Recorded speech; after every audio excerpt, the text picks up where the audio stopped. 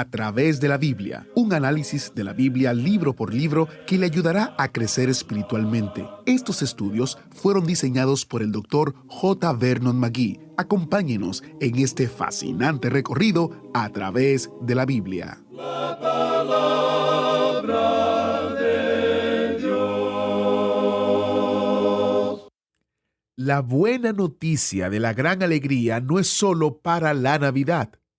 Continuamos hoy en nuestro estudio de Isaías, centrándonos en el conocido versículo de Isaías capítulo 7 que dice: Por tanto, el Señor mismo os dará señal.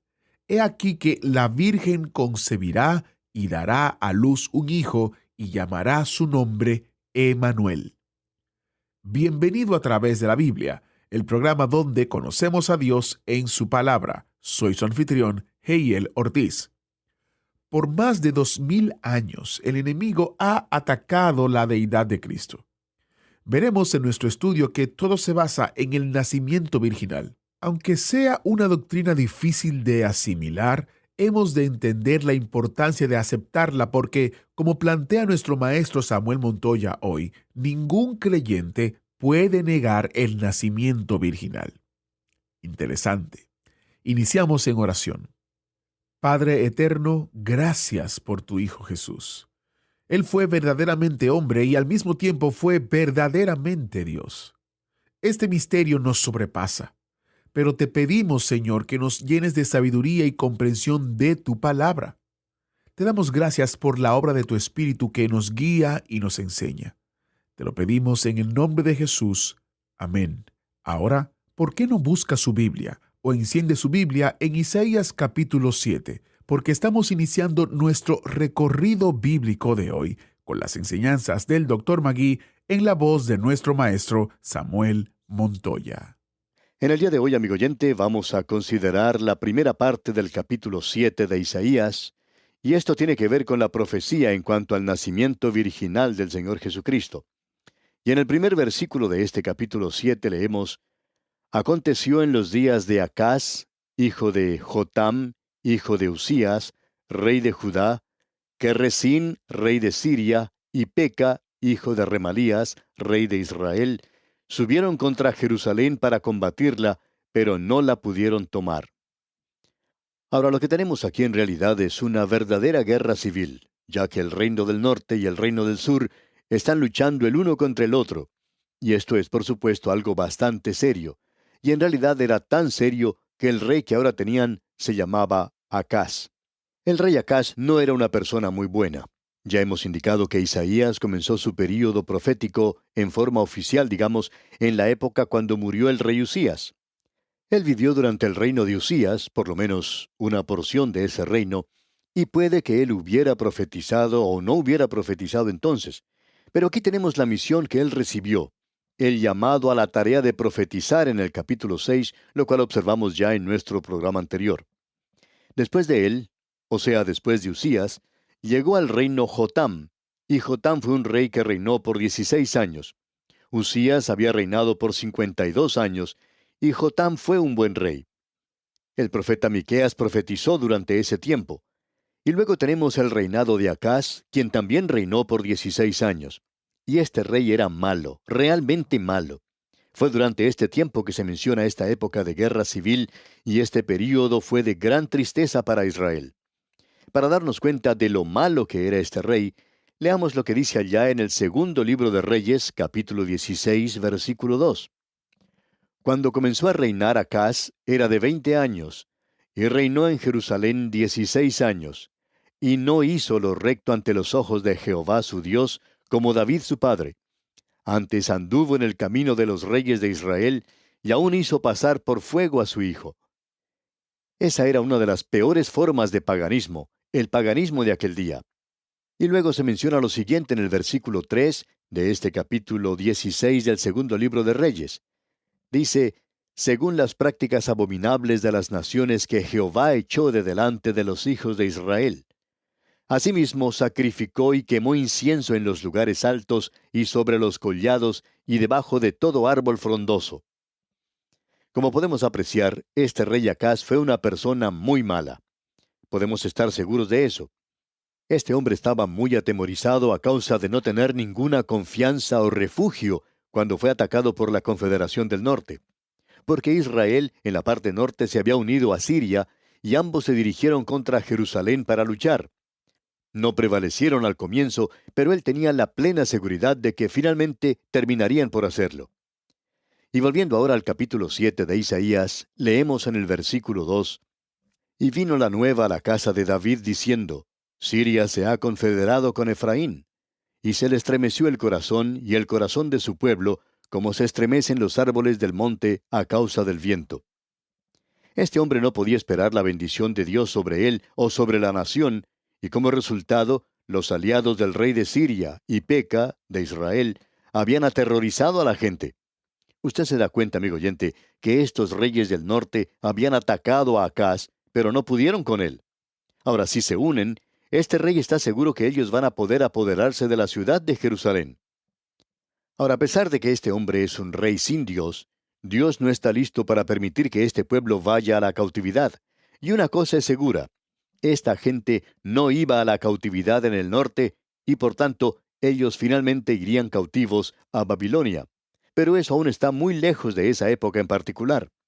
Lo que ocurrió fue lo siguiente: Isaías es enviado al rey para animarle, y se nos dice en el versículo 3 de este capítulo 7: Entonces dijo Jehová a Isaías: Sal ahora al encuentro de Acaz, tú, y Sear-Jasub tu hijo, al extremo del acueducto del estanque de arriba, en el camino de la heredad del lavador. Lo que tenemos aquí ante nosotros es una profecía maravillosa, y queremos mencionar varias cosas aquí porque tiene un significado espiritual maravilloso. En primer lugar, queremos que usted note el lugar al cual él se está dirigiendo. Dice aquí: sal al extremo del acueducto del estanque de arriba. Y en el extremo del estanque de arriba es el lugar por donde entraba el agua a la zona del acueducto. Y esta era el agua que utilizaba la ciudad de Jerusalén. Por medio de ese acueducto, el agua era llevada del estanque de arriba a la ciudad para que la gente pudiera apagar su sed. Ahora, uno no puede quedarse muy satisfecho con una tubería llena de agua. Es necesario tener una llave en algún lugar. Uno tiene que ir al lugar donde el agua sale de esa tubería. Ahora, usted no va a recibir ninguna bendición de esa casa de David. Sin embargo, hacia el final llega alguien, y no es accidente que el Señor Jesucristo haya dicho que Él era el agua de vida. Él formaba parte del linaje de David para traer el agua de vida. Allí es donde finalizaba el acueducto. Esto es bastante interesante. Consideremos ahora la palabra utilizada para estanque. Dice que es al extremo del acueducto del estanque de arriba. De esa palabra en el idioma hebreo proviene la palabra bendición, y eso es en realidad el significado de la raíz de esta palabra. Una fuente de agua, porque en ese lugar una fuente de agua es una bendición. Esa misma palabra es utilizada allá en el Salmo 84, versículo 6, donde dice: cuando la lluvia llena los estanques. Y esa palabra es baraka. También es traducida como bendición y es algo bastante interesante. Es el estanque de arriba. Es la misma palabra utilizada para el Altísimo. Usted recuerda que se menciona a aquel que salió al encuentro de Abraham y que era Melquisedec, rey de Salem y sacerdote del Dios Altísimo. Ahora, esta es una bendición del Dios Altísimo, dada en el extremo del acueducto cuando Cristo vino al mundo. Esto es algo bastante interesante, y no es ningún accidente, amigo oyente. Y luego dice: en el camino de la heredad del lavador. Esa es la segunda cosa que deseamos destacar. En el libro de Proverbios, capítulo 16, versículo 17, leemos: el camino de los rectos se aparta del mal. Y es el camino de santidad, y se nos dice en este mismo libro de Isaías, allá en el capítulo 35, versículo 8, y habrá allí calzada y camino, y será llamado camino de santidad. Lo interesante aquí es que tenemos a aquel que es el camino, la verdad y la vida. Este camino es llamado de la heredad del lavador. Y ese es el lugar donde la gente iba a lavar sus ropas. Era la lavandería de aquel día. Y amigo oyente, si usted quiere tener sus ropas limpias, va a tener que ir al Señor Jesucristo. Él dijo que nosotros podíamos ser limpiados por medio de las palabras que Él pronunció. Y no es ningún accidente que este hombre Isaías fuera enviado a este lugar tan interesante. Y aun eso tiene un significado espiritual, como usted bien puede apreciarlo. Ahora aquí tenemos algo más. Se le indica a Isaías que lleve a su hijo, Sear Jasub. Ese es un nombre muy diferente a lo que estamos acostumbrados a escuchar en el día de hoy, pero no es nada comparado con el nombre que tiene el segundo hijo de Isaías. Y vamos a ver eso cuando lleguemos al capítulo 8. Y créanos, amigo oyente, que nombres como esos ya no se usan más.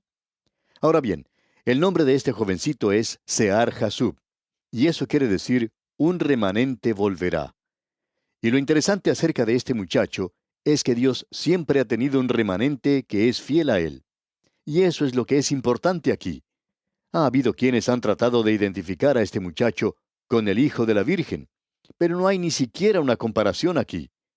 Hablando honradamente, usted no podría hacer ninguna clase de conexión entre estos dos. Notemos ahora lo que él tenía que decir aquí en los versículos 4 hasta el 9 de este capítulo 7 de Isaías. Y dile, guarda y repósate, no temas ni se turbe tu corazón a causa de estos dos cabos de tizón que humean por el ardor de la ira de Resín y de Siria y del hijo de Remalías. Ha acordado maligno consejo contra ti el sirio, con Efraín y con el hijo de Remalías, diciendo, vamos contra Judá y aterroricémosla, y repartámosla entre nosotros, y pongamos en medio de ella por rey al hijo de Tabeel. Por tanto, Jehová el Señor dice así, no subsistirá ni será, porque la cabeza de Siria es Damasco, y la cabeza de Damasco Resín, y dentro de 65 años, Efraín será quebrantado hasta dejar de ser pueblo, y la cabeza de Efraín es Samaria, y la cabeza de Samaria el hijo de Remalías. Si vosotros no creyereis, de cierto no permaneceréis. El tenor de este mensaje era el de hacerle saber a Acaz que no había necesidad de parte de él de tener temor, que él no tenía por qué estar atemorizado de la alianza de sus enemigos en el norte. Dios ya había determinado que esa aventura iba a fracasar. El asunto es cómo iba a saber este hombre Acaz lo que iba a ocurrir. Para comenzar, tenemos que decir que él no era creyente. Este hombre es un escéptico. Es un hombre lleno de dudas. ¿Cómo puede ser convencido? Amigo oyente, Dios nunca le ha pedido a nadie que crea alguna cosa que no tenga una base sólida. Y no sabemos por qué hay algunas personas que piensan hoy que esto significa el ir a un lugar ciegamente y decir, bueno, yo estoy confiando en Dios. Amigo oyente, eso es obrar insensatamente. Dios nunca le pidió a usted que actúe en esa manera. Usted puede darse cuenta que en el día de hoy, para nuestra salvación, no tenemos que traer un pequeño cordero. Nosotros miramos en fe al hecho histórico cuando el Hijo de Dios vino a este mundo, y eso descansa sobre su muerte y su sepultura y su resurrección. Esos son los hechos históricos. Dios nunca nos pide que demos un salto en las tinieblas. Él le ha pedido a usted que crea y que confíe en algo que está descansando en una base firme, y es por cierto una base firme. Es la única base. Porque nadie, dice la Escritura, puede poner otro fundamento que el que está puesto, el cual es Jesucristo. Dios, amigo oyente, no le está pidiendo que usted edifique castillos en el aire, en el espacio sideral. Y a este hombre que no cree, se le pide que acepte este fundamento. Dios no está pidiéndole a él que crea simplemente porque lo dijo Isaías. Hay personas que dicen, bueno, yo quiero creer, estoy buscando la verdad. Sin embargo, esa misma persona está viviendo en adulterio. Amigo oyente, los ojos de nadie han sido cegados hoy. No hay ningún velo allí, con excepción del que pone usted mismo. Si usted quiere realmente llegar a saberlo, deje a un lado su pecado y ponga sus ojos en Cristo. Él hará que todo esto sea real y verdadero. El problema hoy es que hay muchos que en realidad no quieren hacer esto con Dios para nada. Es lo mismo que ocurre con este rey que mencionamos aquí. Escuche lo que dicen los versículos 10 y 11 de este capítulo 7 de Isaías. Habló también Jehová a Acaz diciendo, pide para ti señal de Jehová tu Dios, demandándola ya sea de abajo en lo profundo o de arriba en lo alto. Es decir, Dios le está diciendo a este hombre, yo reforzaré tu fe. Yo sé que tú no la tienes, pero yo te daré fe. Y la forma en que te dará esa fe es el que tú pidas una señal. Yo te daré una señal. Ahora este hombre en realidad es un fraude. Y tenemos muchos de esta clase alrededor nuestro en el día de hoy. Note usted lo que dice aquí en el versículo 12. Y respondió Acaz, no pediré y no tentaré a Jehová. ¿No es eso algo bueno de parte de él, amigo oyente? Parece tan piadoso. Pero este hombre en realidad está siendo sin duda alguna un gran hipócrita. Ahora escuche lo que Dios dice, porque creemos que esto es algo que en realidad hace enojar a Dios. Es esta clase de gente en la iglesia, y Dios dice que Él los va a vomitar de Él, de su boca algún día. Eso es exactamente lo que usted tiene aquí. Dios está diciendo, yo te voy a dar una señal. Permítanos contarle una historia aquí. En cierta clase de escuela dominical, una maestra estaba contando a los niños la parábola del buen samaritano. Y ella estaba exagerando bastante las cosas. Ella contaba acerca del hombre que había caído en manos de los ladrones. Contaba cómo había sido golpeado, que había quedado tirado en el camino y que su sangre estaba manando a borbotones, y ella exageraba mucho esto. Luego les contó a los niños acerca del sacerdote y del fariseo, y finalmente acerca del buen samaritano. Luego ella quería terminar esto haciendo una aplicación para los niños. Ella fue preguntando alrededor de la clase lo que estos niños hubieran hecho en su lugar. Una de las niñas dijo, yo hubiera hecho lo que hizo el buen samaritano. Me hubiera quedado con él y le habría ayudado por unos cuantos días. Y el muchachito que estaba al lado de ella, que no quería quedarse atrás, que no quería ser menos, dijo, yo le hubiera comprado algunos dulces y se los hubiera dejado con él. Y la maestra siguió haciendo la misma pregunta a los demás niños. Finalmente llegó a una pequeñita que estaba con su rostro congestionado, casi de color verde, como las personas que se marean en un barco. Y la maestra le preguntó qué era lo que ella hubiera hecho, a lo cual la niña respondió, yo creo que hubiera vomitado. Amigo oyente, esa maestra había presentado un cuadro algo exagerado ante los niños, y esa pequeña muchachita era bastante honrada en la respuesta que dio. Y creemos que Dios también hizo esta clase de cosa. Eso es lo que Él dice a la iglesia en la Odisea, y les dice que Él los iba a vomitar de su boca. Amigo oyente, ¿no cree usted que está tratando de ser demasiado piadoso cuando dice, yo no voy a probar a Dios? Pero Dios dice, pruébame, y yo te mostraré si soy bueno o no. Y hay mucha gente así hoy. Nos cansan en realidad por la forma en que actúan tratando de ser tan piadosos, diciendo que ellos no dan pasos en la fe. Amigo oyente, espere hasta que Dios ponga una roca debajo de usted. Espere hasta que Dios le indique de una forma bien directa antes de pasar por tonto o cometer algún error y provocar que la demás gente critique la causa de Cristo. Ahora en el versículo 13 de este capítulo 7 de Isaías que estamos estudiando, leemos, dijo entonces Isaías, oíd ahora, casa de David. ¿Os es poco el ser molestos a los hombres, sino que también lo seáis a mi Dios? Y eso es lo que Dios dice, ustedes me están cansando. A Él no le gusta esto para nada. Dios dice ahora, ¿no me vas a pedir una señal? Bien, yo voy a dar una señal. No para ti, porque tú eres un fraude. Tú eres un pseudo rey, aun cuando estás en el linaje de David. Vendrá alguien más adelante. Por tanto, el Señor mismo os dará señal. ¿A quién? A la casa de David. Y en el versículo 14 leemos, por tanto, el Señor mismo os dará señal. He aquí que la Virgen concebirá y dará a luz un hijo, y llamará su nombre Emanuel. Dios tiene un fundamento debajo de él. Y si usted quiere saber si el nacimiento virginal es simplemente un embuste o si es cierto, usted puede descubrir eso por sí mismo, leyendo las páginas de los 4 evangelios. Dios ha puesto una base sólida debajo de esta gran verdad. Y usted está tratando de ser piadoso nada más cuando dice, bueno, yo no creo que es necesario creer en el nacimiento virginal. Cuando usted viene a Cristo, amigo oyente, usted quizá no conoce lo suficiente como para saber algo acerca del nacimiento virginal. Todo lo que usted ha hecho ha sido confiar en Él como su Salvador. Pero ningún creyente puede negar el nacimiento virginal.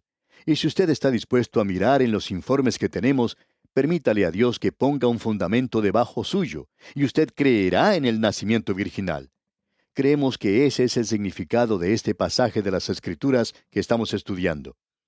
Y luego leemos aquí en el versículo 16, porque antes que el niño sepa desechar lo malo y escoger lo bueno, la tierra de los 2 reyes que tú temes será abandonada. Y eso ocurrió porque cuando el Señor Jesús nació en Belén, este pueblo ya había pasado por la cautividad. Toda esa gente fue, las 12 tribus.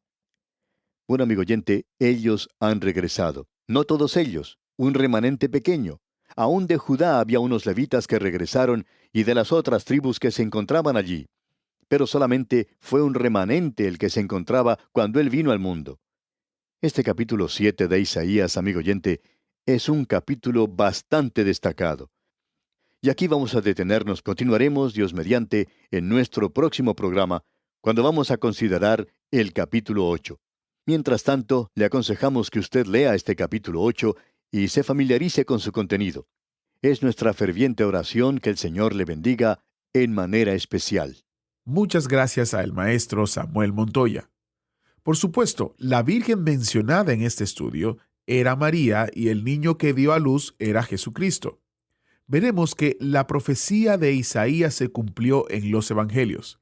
También encontramos la revelación de la venida de nuestro Salvador, que vino a morir en una cruz para que todo aquel que crea en Él no perezca, sino que tenga vida eterna.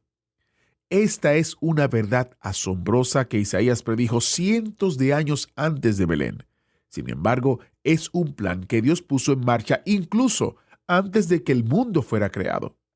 Dios planeó una operación de rescate para ti y para mí a través de su Hijo Jesucristo. Si usted desea saber más acerca del regalo de Dios de la vida eterna a través de Jesucristo, visite a través de la Biblia.org y deslice hacia abajo y haga clic donde dice ¿Cómo puedo conocer a Dios? Allí usted verá un breve video y podrá acceder a unos recursos que el Dr. Magui escribió acerca de nuestra maravillosa salvación. Nuestra oración es que usted realmente llegue a conocer a Dios el Padre a través de su Hijo Jesucristo. La alegría o la tristeza que usted tiene en esta vida para toda la eternidad depende de su respuesta a la invitación de Jesús. Su destino en el momento después de morir también depende de su habilidad de ver su necesidad de un Salvador y de creer que la promesa de vida eterna a través de Jesús es la respuesta a esa necesidad. Cielo. Usted seguro sabe que cada día tomamos cientos de decisiones, pero la vida realmente se puede reducir a dos opciones. Aprenderemos más sobre esto mañana mientras el autobús bíblico avanza en nuestro viaje de 5 años a través de toda la palabra de Dios, libro por libro, capítulo por capítulo. Soy Geiel Ortiz, y si Dios lo permite, estaré con usted en una próxima entrega de su programa a través de la Biblia. Le invito a que se prepare para nuestra próxima entrega. ¿Qué tal si usted toma su Biblia y lee el capítulo 8 de Isaías? Se prepara, lo lee, lo medita, revisa las notas y bosquejos y así estará más preparado para nuestra próxima entrega donde estaremos estudiando este interesante capítulo. ¿Qué les parece? Bueno, hasta la próxima. Dios les bendiga. ¿Fue de ayuda para usted el estudio de hoy? ¿Desea enviarnos algún comentario de lo que ha estado escuchando? Entonces escríbanos, no espere más. Nuestro correo electrónico es atv@transmundial.org. atv@transmundial.org. Si desea recibir las notas y bosquejos de lo que estamos estudiando, suscríbase gratis en nuestra página en internet a través de la Biblia.org/notas. A través de la Biblia.org/notas.